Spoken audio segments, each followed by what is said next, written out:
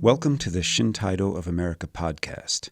Shintaido is an amazing form of health exercise and body movement practice inspired by martial arts, a non-combative training system for mind and body invented by Japanese martial artists in the 1960s. Shintaido can be a way to open up to a deeper connection with ourselves, with our communities, and with nature. In Season 1 of the podcast, I'll be reading from the book Shintaido, The Body is a Message of the Universe, by the founder of Shintaido, Hiroyuki Aoki. But before I jump into that, I have a favor to ask. Shintaido of America produces this podcast and other educational materials on a shoestring budget. There are many things you can do to help, and the most important one is that if you like this podcast, tell people about us. Share it on your social media, and give us a good rating on whatever platform you're using to listen to this. You can find links to this podcast, sign up for our free email newsletter, and find many other free resources at our website, www.shintaido.org. That's www.shintaido.org. Hi, welcome to Episode 3 of the Shintaido of America podcast. I'm Shintaido instructor David Franklin. Before Shintaido was created decades ago, its founder, Hiroyuki Aoki, was a young student of drama and visual art. It was only by accident when his acting teacher suggested that he should study karate to improve his acting skills that he met karate master Shigeru Egami. Egami's approach to karate was already far from traditional. Aoki's artistic approach to body movement gave impetus to the discipline that eventually became Shintaido, but only after he had become the highest-ranking black belt in Egami's karate school. In today's episode, Aoki describes the profound personal and philosophical struggle that he encountered as he wove his way through the path of classical martial arts and the path of artistic creativity. As I mentioned, our podcast today is like an audio book. I'll be reading from the book Shintaido, The Body is a Message of the Universe, by the founder of Shintaido, Hiroyuki Aoki. Okay, ready? Here we go. Chapter 2. How Shintaido was born. To live or die has always been a common theme throughout history because it contains one of the basic truths of human existence.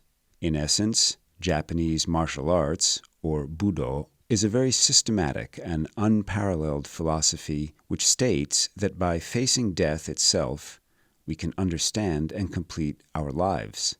Because I was searching for a movement that would be true not only for the Japanese, but for all people of the world, I tried to create Shintaido based upon a global philosophy which includes this ideal of life and death. Inasmuch as it deals directly with the philosophy of life and death, what would be born in Shintaido should be subjected to the demands of the martial arts. To do this, I had to make the same demands on myself. For instance, when I decided on a new movement to put into the program, I tried to eliminate all traces of personal preference or ambiguities. In this way, I attempted to fulfill the requirements of martial arts philosophy in every detail. In order for Shintaido to be true for human beings as living creatures, I knew it had to be rooted in the earth, the matrix from which all living things arise. In other words, it had to arise from the Japanese soil. Of course, if it had originated in another country, it would have had its roots in that country's soil. As a lover of music and art, I also wanted Shintaido to have the same value as the works of Bach or Mozart in music, or as the works of Michelangelo, Cézanne, or Picasso in the world of art, or as the great works of literature. How these foreign artistic works excite, uplift, and help us grow. The philosophy of these artists in the modern period is as familiar to most Japanese as boiled rice and miso soup. Through their works and the stories of their lives, They continue to live and converse in our imaginations today. Following their example, I wanted to create a movement which could go out from Japan and correspond with the imaginations of people all over the world. Section 1. Meeting Master Shigeru Egami.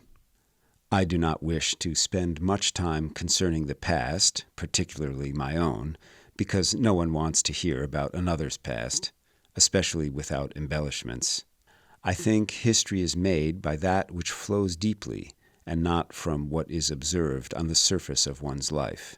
However, to tell the story of what preceded the birth of Shintaido, I must first ask you to excuse my self-indulgence. In my childhood, I dreamt of being in the world of artistic expression as an actor or artist. People who knew me as a child said I was always looking at and caring for flowers and plants, and that often I would try to draw them. I believe my behavior was a result of the loneliness of losing my mother, brother, and sister during the bombing raids of World War II. I do not know how I came by drawing materials at a time when they were lacking in Japan, but I do remember always being fascinated by a strong sense of beauty in my youth. As a young high school graduate, I went to Chuo University Law School, but I also studied other courses, including theater, and I joined the University Karate Club to build my body for acting. I had 3 reasons in particular for choosing the Karate Club rather than some other athletic group. First, there was no gymnastics club at the university. Second, I chanced to see a documentary film about karate and was interested in its kata. And third, karate is not a group competition, so I thought it could be less restricted. These were all simple, practical reasons. However, I never imagined I would have gone for wool and come back shorn. After I started to practice karate, I was very surprised. My honorable senpai, or senior students, trained me in a crazy, inexplicable way. The group captain, or leader, in each generation before me had been a man of high character, and most of the senior members were the same age or younger than I, so I wanted to survive the severe training and live up to their expectations. I had spent 2 years between high school and college studying drama. Often my body would be covered with welts, there would be blood in my urine, and I would have to crawl on all 4s to the bathroom at night. This type of training is almost impossible to envision in today's more democratic moral circumstances. It would have been unnecessary at the time also if more effective methods had been available to us. Meanwhile, I had no time to think about Stanislavski, Brecht, Van Gogh, and Rouault. All of them had disappeared from my world. Where was my old sense of beauty? In the autumn of my 2nd year, about 1.5 years after I joined the Karate Club, Mr. Shigeru Egami, called the Phantom Master, appeared in Tokyo after spending many years in the country. We asked him to teach us as a special instructor. At the same time, I became a captain of the Chuo University Karate Club and started to lead the classes. I had become completely shorn. Mr. Egami's teaching was like bright sunshine penetrating the darkness. He had been a great student under Mr. Gichin Funakoshi, the founder of modern Karate-Do and the first master to bring karate from Okinawa to Japan. Mr. Funakoshi had told his students that in karate there are no title matches which would restrict them with their rigid rules. Mr. Egami developed this idea by teaching us that the practice of karate involves competition within oneself. He taught us that if there is an enemy, it is ourself. He completely changed the traditional and feudalistic conception of our practice. In addition, his training was quite gentle and strangely soft. He never allowed a sadistic or oppressive feeling to enter our practice. Through his teaching, karate movement suddenly approached the basic thinking of the artists and philosophers I had always admired in Japan and abroad. He introduced the stream of ki energy and a soft natural movement, unknown in the usual karate world. When we started our karate club practice under Mr. Egami, he would often say, "Why did karate become so hard and stiff? It used to be much softer."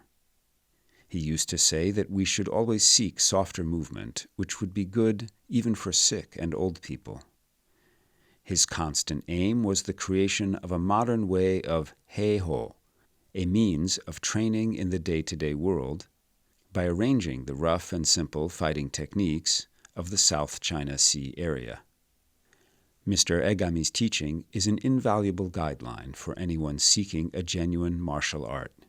He taught us to eliminate tension from our bodies as much as possible through deepening concentration and proper meditation, to use holistic or integral power rather than strength originating from one part of the body, to develop soft and natural movement with no surplus tension in the shoulders.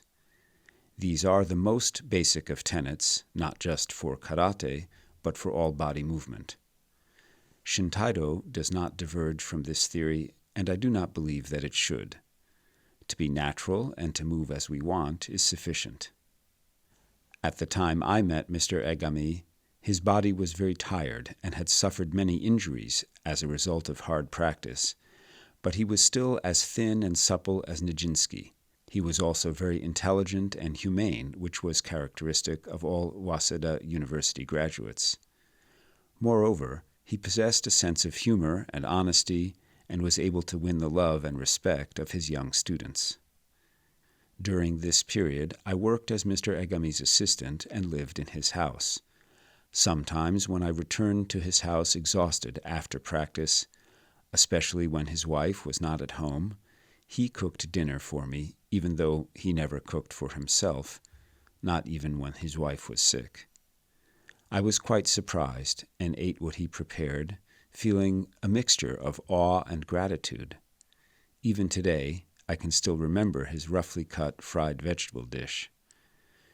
Every morning and night I received his support and teaching, more so than any other student. But the more he showed his love, the more confused I became, because I had originally chosen the creative, artistic approach to learning, rather than the Tao or apprenticeship way.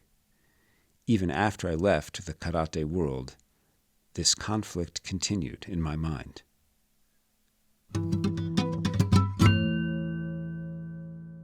You've been listening to Episode 3 of the Shintaido of America podcast, a reading from the book Shintaido, The Body is a Message of the Universe by Hiroyuki Aoki. If you enjoyed today's podcast, the most important thing you can do to help is to tell people about us. Share the podcast on your social media and give us a good rating on whatever platform you're using to listen to this. Shintaido of America is a member-supported non-profit organization, and there are many ways to support our truly micro-budget production of educational materials. And I really mean that. We produce a huge amount of content on volunteer power, but some things just require a few bucks in the bank. So make a donation or become a member of Shintaido of America. You can do that and also find all kinds of free educational resources at our website, www.shintaido.org. That's whiskey Sierra Hotel India November Tango Alpha India Delta Oscar Oscar Romeo Golf. You can also find us on Instagram, on Facebook, and on YouTube by searching for Shintaido of America. Our episode today was recorded and edited by me, David Franklin, with support from Sarah Baker, Connie Borden, Teresa Soldatova, Jim Sterling, the Joe Zawilski Memorial Fund, and of course, the members of Shintaido of America. Thank you. Thanks for listening to the Shintaido of America podcast. I'm Shintaido instructor David Franklin. Contents of this podcast copyright Shintaido of America 2022. Shintaido, opening to life.